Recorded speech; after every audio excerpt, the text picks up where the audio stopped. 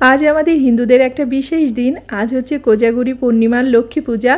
तो प्रति घरे घरेई लक्ष्मी पूजा हये थाके। और जादेर इच्छा आछे किन्तु कोथा थेके लक्ष्मी पूजार सब किछु किनबो से सब किछु ना जानार कारणे इच्छा थाकलेও पूजाटा करते पारेन ना, तादेर जोन्नो आजकेर आमार एई भिडियोटी। नमस्कार, आमी लिपि साहा। हेलो एवरीवान, कि अवस्था, केमन आछेन सबाई?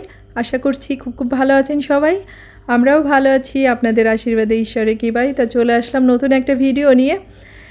তো যারা পূজা করতে চান আশেপাশের এলাকাতে বা একটু দূরে থাকেন ঢাকার মধ্যে, হয়তো বা লক্ষ্মী পূজার জিনিসগুলো কেনার অভাবে পূজাটা করতে পারেন না, তো তাদেরকে বলবো আপনারা চলে আসবেন শাঁখারী বাজার।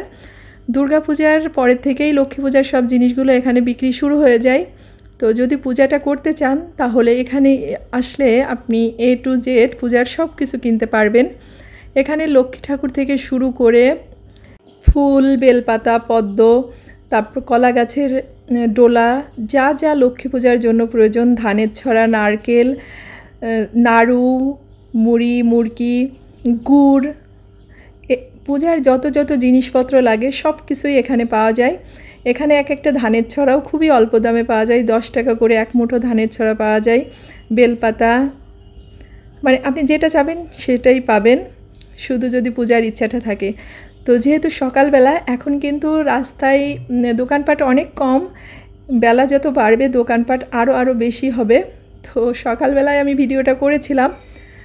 আর এখানে লক্ষ্মী ঠাকুরগুলো আপনারা 1-1.5 হাজার টাকার মধ্যে পেয়ে যাবেন, বা এর থেকে কমও আছে।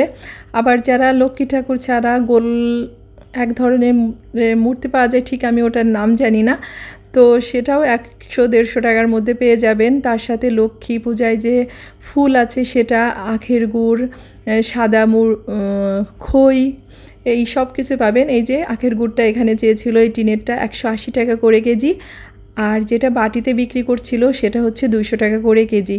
তো যার যেভাবে সুবিধা হয় সে সেটা নিতে পারেন। তবে যারা একটু বাইরে থেকে আসে তারা বাটিটা করেই কিনে নিয়ে যায়, এজন্য বাটির জন্য আর কি সেটার দাম 20 টাকা করে বেশি রেখেছে। তো ওটাই বললাম, যাদের আর কি লক্ষ্মী পুজো করার ইচ্ছা, জিনিসের অভাবে করতে পারেন না, তারা অবশ্যই চলে আসবেন শাঁখারী বাজার। তো এখন বাসায় চলে আসছি, গিয়েছিলাম স্বপ্নিলের কোচিংয়ে। তো কোচিং থেকে আসার সময়ই একটুখানি ভিডিওটা করেছিলাম। তো এখন বাসায় এসে এই যে দুপুরে রান্নাবাড়াটা করছি। এখানে হচ্ছে ডাল রান্না করব, একটু আলু ভাজা করেছি, আর হচ্ছে মলা মাছ রান্না করব।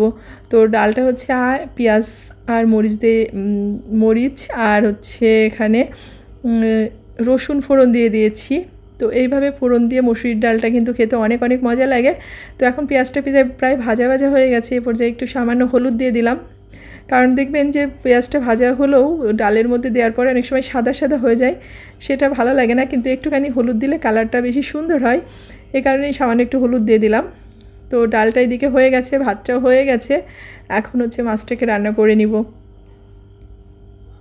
তো চারিদিকে একটা পূজার আমেজ, দুর্গাপূজার পরে লক্ষ্মী পূজা, লক্ষ্মী পূজার পরে কালী পূজা, পরপর যে পূজাগুলো আসে ভীষণ ভীষণ ভালো লাগে জানেন তো। আর একটুখানি মনটা খারাপ, কারণ আমি বাসায় হচ্ছে লক্ষ্মী পূজাটা করতে পারি না। লক্ষ্মী পূজার জন্য অনেক অনেক আয়োজন থাকে, যেটা আমি কখনো করিনি এ পর্যন্ত। তো এই কারণে ভয় পাই যে আসলে আমি ঠিকঠাক করে পারবো কি না। এই কারণে লক্ষ্মী পূজাটা আমার এখনও পর্যন্ত বাসায় করা হয়নি। তবে মা লক্ষ্মী যদি কৃপা করেন, অবশ্যই সামনের বছর থেকে আমি বাসায় লক্ষ্মী পূজাটা করার চেষ্টা করব। তো এই যে এখানে হচ্ছে মাছটাও হয়ে গেছে, আর এখন হচ্ছে খাওয়া দাওয়াটা করে নিব। তো এই যে মলা মাছ রান্না করেছি, ডাল, আলু ভাজা।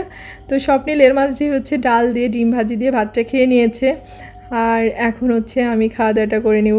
তো আজকের ভিডিওটা এই পর্যন্তই। সবাই ভালো থাকবেন, সুস্থ থাকবেন, আর অবশ্যই সাবধানে থাকবেন।